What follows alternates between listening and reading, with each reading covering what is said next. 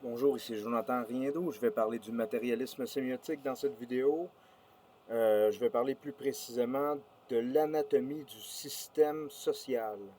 Le système social qui est fait de plusieurs sous-systèmes. Le système culturel d'abord, le système économique ensuite, le système politique et le système épistémique. Évidemment, on peut trouver une autre manière de diviser les choses, hein. On n'est pas obligé de dire qu'il y a juste quatre systèmes, on peut en donner plus. Moi, c'est comme ça que j'ai décidé de diviser ça pour l'instant. Donc, l'anatomie du système social. Euh, donc, juste de déterminaison, parce que c'est une anatomie, hein, déterminaison jusqu'à la structure et au cadre qui va permettre à la structure de donner sa forme au système social. C'est le cheminement que je vous propose. Donc, terminaison, structure, cadre, forme. La forme apparente, c'est-à-dire l'être apparent. Donc, l'apparence intérieure. Pardonnez-moi, je vais juste... Bonjour. Merci.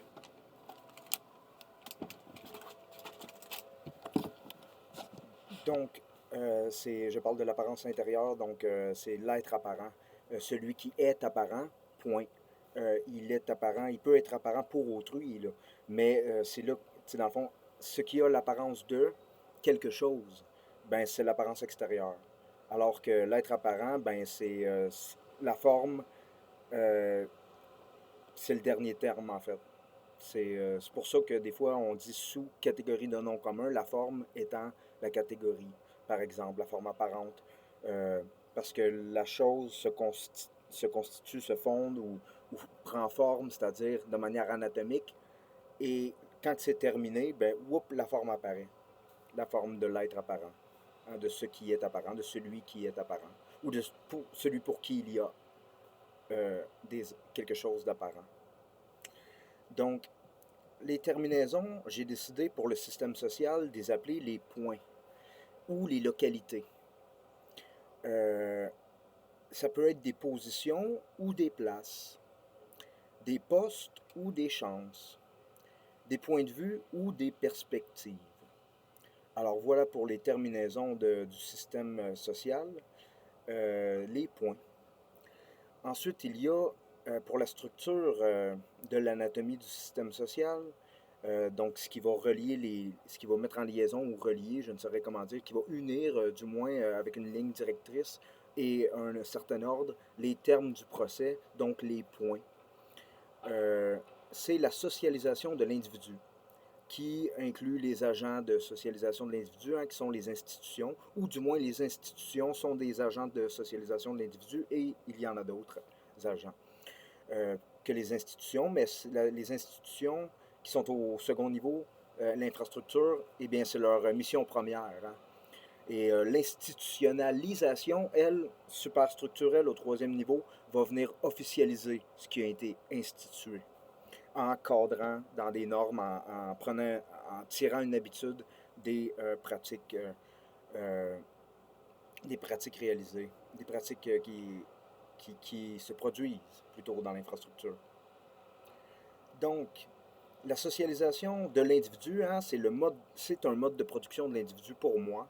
Pour moi, si on remonte à l'ordre des rituels, c'est-à-dire que toute société humaine, ou presque, a un ordre des rituels, c'est-à-dire qu'il y a un chef dans chaque société, c'est peut-être un défaut de ma théorie aussi, d'ailleurs, ce fait que je sois incapable non seulement de penser la société sans la propriété sur laquelle elle fonde sa durée, le bien fertile, c'est-à-dire la propriété du bien fertile et la lutte pour son appropriation, mais aussi euh,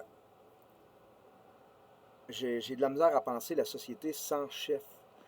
Donc les anarchistes seraient soit qui verraient dans ma théorie une théorie critique qui a des tendances anarchistes, soit ils diraient ben c'est parce que là tu vois pas d'autre façon de faire société que en soumettant tous les sujets, tous les membres d'une société au chef, dans le fond, à l'autorité d'un pouvoir souverain. Bon, euh, l'autorité d'un pouvoir souverain qui est incarné dans le chef, sinon. Hein, ça peut être le pouvoir du peuple par le peuple pour le peuple. Hein, comme disait Lincoln, qui a qui a entamé la chaîne prépositionnelle que j'allais découvrir éventuellement. Donc, par le peuple, pour le peuple, démocratie, pouvoir par le peuple, du peuple, par le peuple, pour le peuple.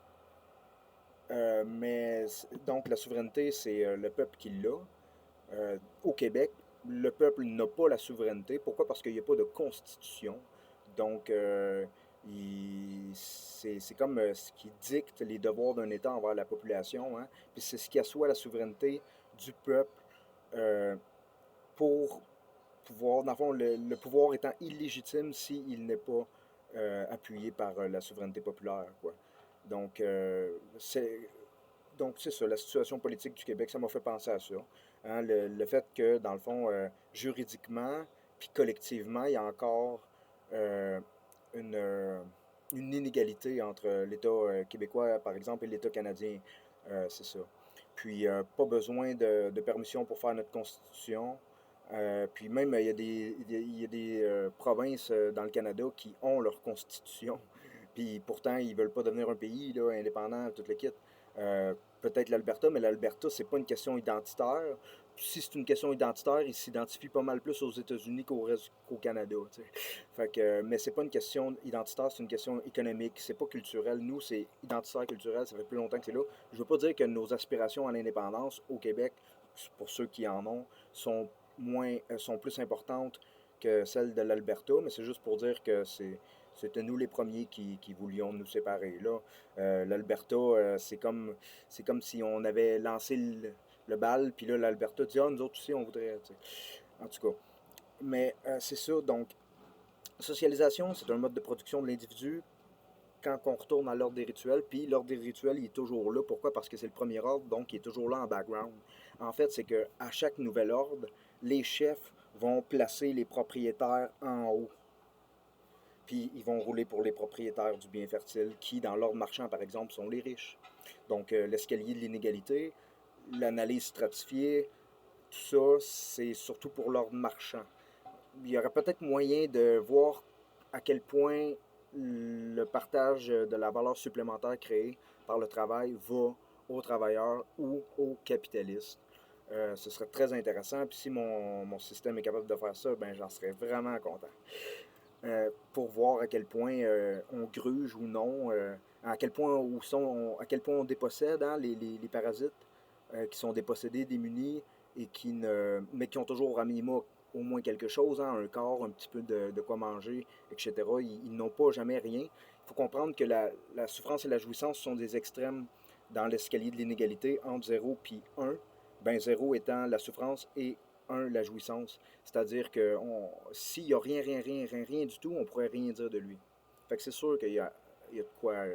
Il n'a pas le bien fertile, mais il y a peut-être les biens fertiles de d'autres ordres. Là. Parce que si j'ai pas d'argent, ben au moins j'ai ma terre. Je vais pouvoir cultiver puis manger de la bouffe de ma terre au moins. Par exemple. Là. C'est pas vraiment le meilleur exemple, mais bon.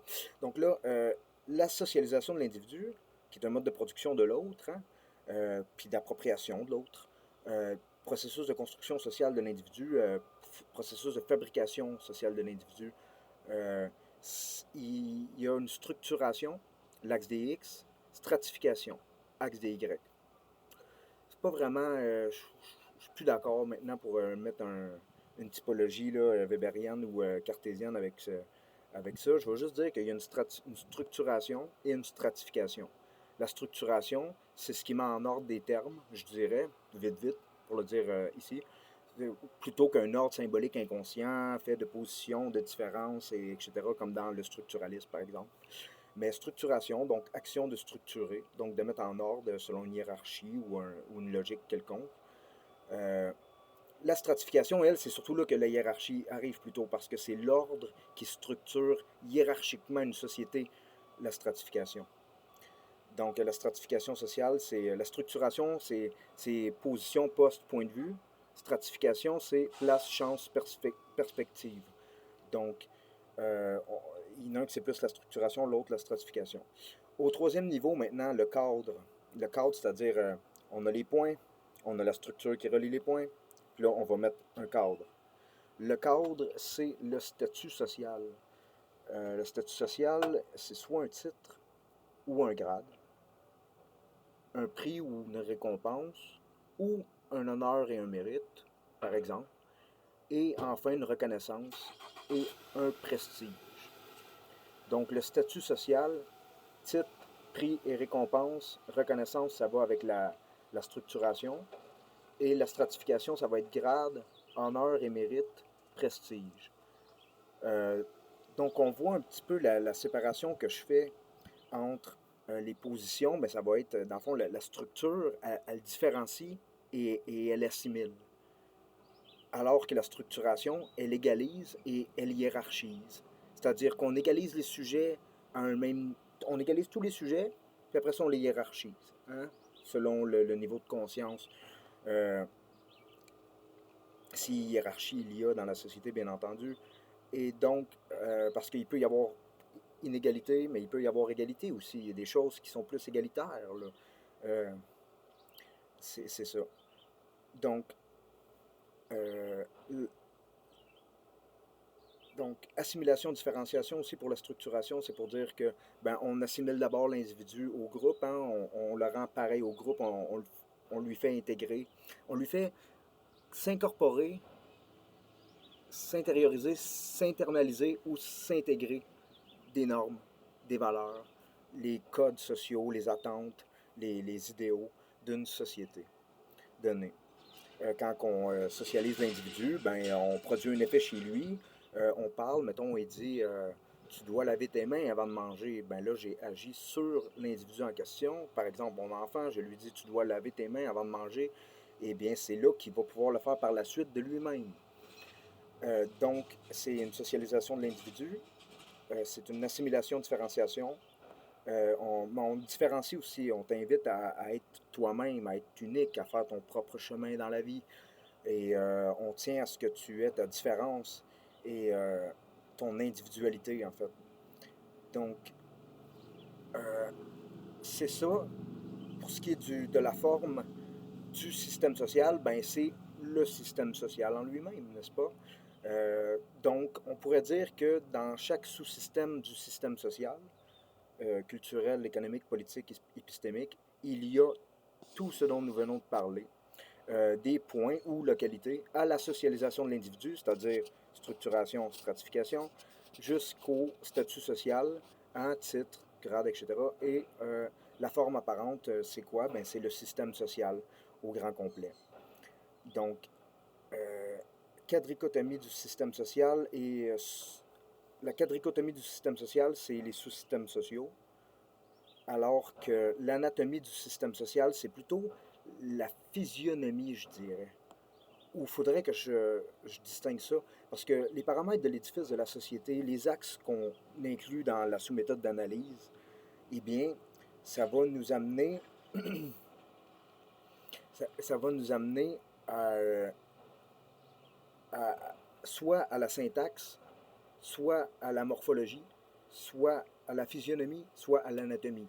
Donc, anatomie, morphologie, c'est la formologie interne, formologie externe. Et à l'externe, ben, tu as la syntaxe, hein, qui est la structure du signe. Donc, puis, ou la quadrichotomie, dans le fond, tu y vas par un terme, un procès à quatre termes. Puis, la physionomie, ça, c'est le correspondant de la syntaxe, mais à l'intérieur. Donc, à l'intérieur, pourquoi? Parce que on regarde comment que le système social fonctionne, c'est-à-dire quels sont ses mécanismes, à quoi il sert, c'est quoi ses fins, ses buts, quels sont les moyens qui sont mis en œuvre pour les atteindre et tout et tout. Donc, le système social étant un ensemble cohérent d'éléments organisés entre eux selon un ordre symbolique, sous-jacent ou inconscient, que je m'efforce d'essayer de montrer, hein, dont le niveau de complexité correspond à leur degré d'interdépendance.